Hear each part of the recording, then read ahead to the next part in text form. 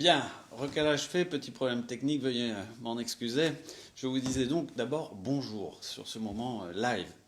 Comme vous le savez, depuis le mois de septembre, en parallèle de la démarche de co-construction en lien direct avec vous toutes et vous tous, j'ai fait deux propositions. La première sur la sécurité, parce qu'au fond, je considère qu'il n'y a pas de liberté et d'égalité sans sécurité. Pas plus qu'il n'y a de prospérité à travers le développement économique sans sécurité. La deuxième proposition concerne les mobilités vertes, avec la proposition de trolley nouvelle génération qui viendra puissamment, avec agilité, structurer notre réseau de transport en commun à l'échelle de la métropole. J'y ajoute aujourd'hui notre première proposition de cohésion sociale pour un Brest fraternel. Notre société n'a jamais été aussi connectée, si je puis dire, mais nous assistons paradoxalement, malheureusement, à une montée des solitudes. Solitude professionnelle pour celles et ceux qui peinent à trouver un emploi, solitude pour des personnes privées de liens sociaux, solitude liée aux accidents de la vie, au handicap, parfois à l'âge avancé, solitude aussi des aidants. Je veux replacer la relation humaine au cœur de notre territoire, car c'est elle, au fond, qui définit la qualité de vie sur un territoire, mais aussi sa capacité à innover, sa capacité à se projeter. Je veux vous faire 6 propositions. La première, c'est une maison des aidants. C'est un sujet qui me tient particulièrement à cœur. Vous le savez, les aidants accompagnent des proches atteints de maladies chroniques, souffrant d'un handicap ou en situation de dépendance. La maison des aidants, telle que nous l'imaginons, aura pour vocation de servir de guichet unique pour accompagner les aidants dans toutes leurs démarches et ainsi simplifier celles-ci. Elle aura aussi pour but d'accueillir les aidants afin de leur permettre de bénéficier d'un temps de répit, un temps d'échange, de partage sur leurs expériences et trouver des solutions aux problématiques rencontrées. La deuxième proposition concrète que je veux formuler, c'est la création d'une réserve citoyenne des solidarités.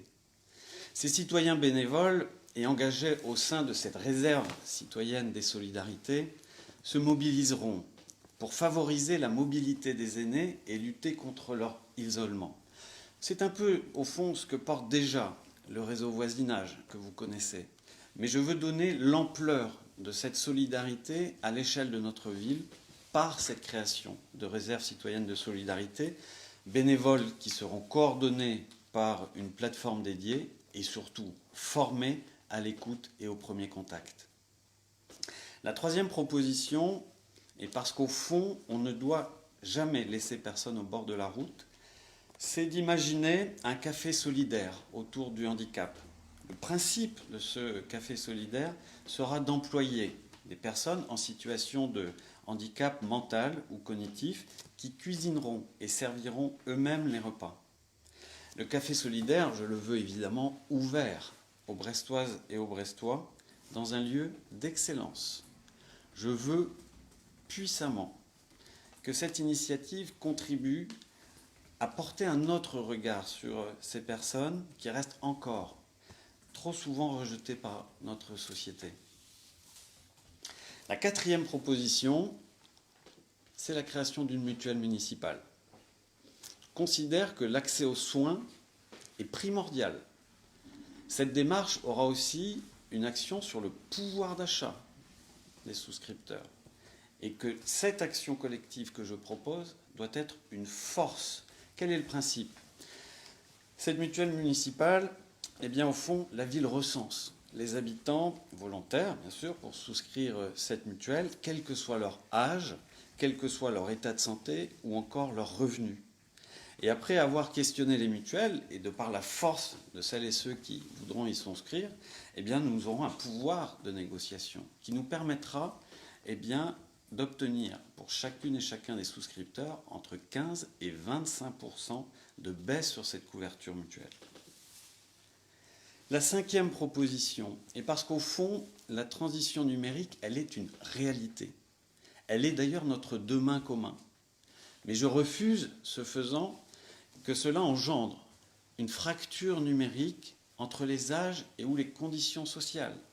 Eh bien, cette 5e proposition, c'est un service de médiation numérique dans chaque mairie de quartier. Elle sera présente pour faciliter l'accomplissement des procédures dématérialisées, pour accompagner les bénéficiaires de politiques publiques dans leur accès effectif aux droits, et enfin de former celles et ceux qui le souhaitent acquérir des compétences informatiques désormais indispensables.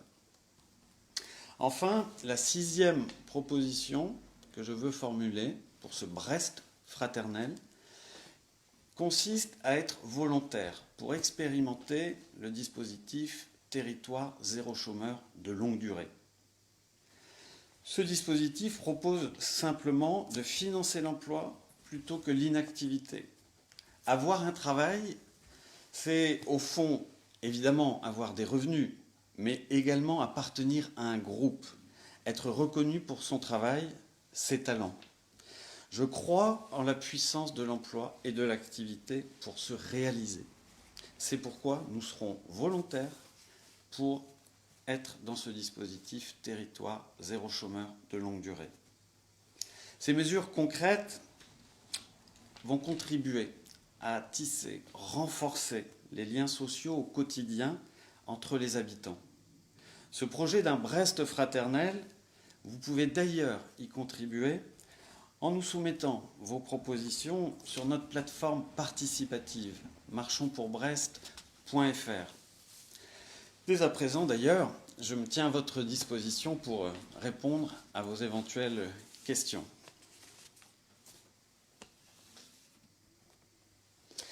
Alors Philippe de Brest sur Twitter me pose la question à propos du café solidaire.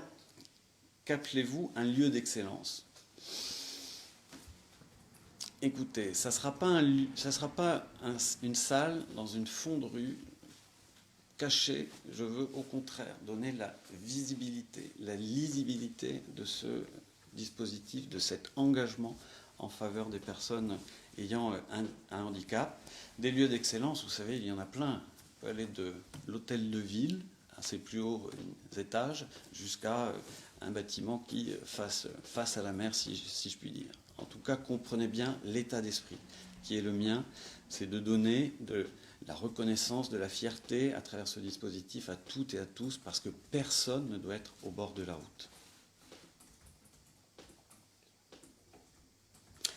Manon me pose la question, combien de temps pour mettre en place une telle mutuelle ? Bon, moi je suis, vous le savez, pragmatique. Je ne peux pas vous dire ça sera 3 mois ou 6 mois après la fin de l'élection. Parce qu'il faut bien travailler le dispositif et puis il faut recenser d'ailleurs les souscripteurs potentiels pour que nous soyons les plus nombreux possibles. Parce que c'est cette force du nombre qui fera notre capacité à négocier. En tout cas, je ne renvoie pas ça aux calendes grecques, si vous me permettez l'expression.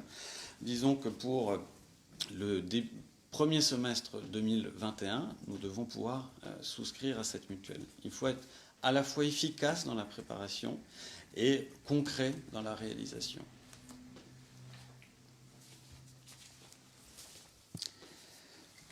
Alors, Gary, sur Twitter, pouvez-vous développer vos propositions pour les chômeurs de longue durée ? C'est un dispositif municipal, point d'interrogation. Non, vous avez raison de me demander de préciser ce qu'est ce dispositif. C'est un dispositif d'abord expérimental au niveau national, qui est appuyé par les acteurs de l'insertion, de Pôle emploi et de l'État, et qui, au fond, viennent à mobiliser tout l'argent qui aujourd'hui est mobilisé pour les solidarités, pour le mobiliser sur la mise. Alors c'est sur la base du volontariat, mais c'est sur la mobilisation des personnes volontaires à retrouver un emploi à travers ce qu'on appelle les entreprises à but d'emploi.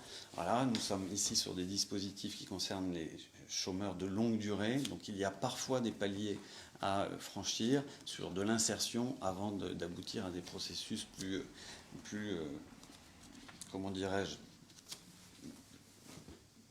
rentrer dans l'emploi classique.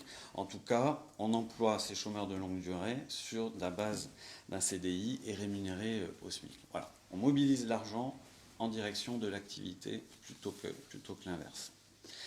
Alors, avez-vous déjà chiffré ces propositions, me demande Aude. De fait, alors sur le territoire zéro chômeur, elle ne coûte rien en réalité, parce que c'est un état d'esprit qui vient transférer de l'argent mobilisé aujourd'hui en le mettant en direction de l'emploi, l'employabilité des demandeurs d'emploi longue durée. Donc ça ne coûte rien en réalité, c'est un transfert d'argent. Sur l'ensemble des autres propositions, oui, j'ai chiffré tout ce qui pouvait l'être. Ça, comptez sur moi. Et dans les propositions que vous retrouverez dans notre projet début février, vous verrez d'ailleurs la solidité de l'ensemble de ces propositions. J'ai toujours pensé que l'élection municipale, ce n'était pas l'élection du Père Noël. Donc on fait des propositions qui sont travaillées, qui sont chiffrées, et donc je pourrais vous répondre précisément sur l'ensemble des 6, évidemment, et sur toutes les autres au mois de février.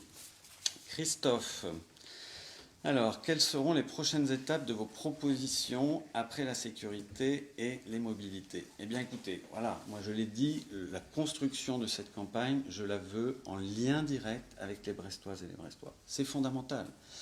Ça augure d'ailleurs, j'en profite pour le dire, ça augure de la manière dont je conçois l'exercice des responsabilités. Demain, si je suis maire, eh bien c'est dans le même état d'esprit, pendant 6 ans, que nous allons co-construire les réponses politiques, les réponses publiques que nous mettrons en œuvre sur la base des engagements pris. Mais ce n'est pas parce qu'on a pris des engagements qu'on se redonne rendez-vous dans 6 ans. Non, c'est une construction de tous les jours.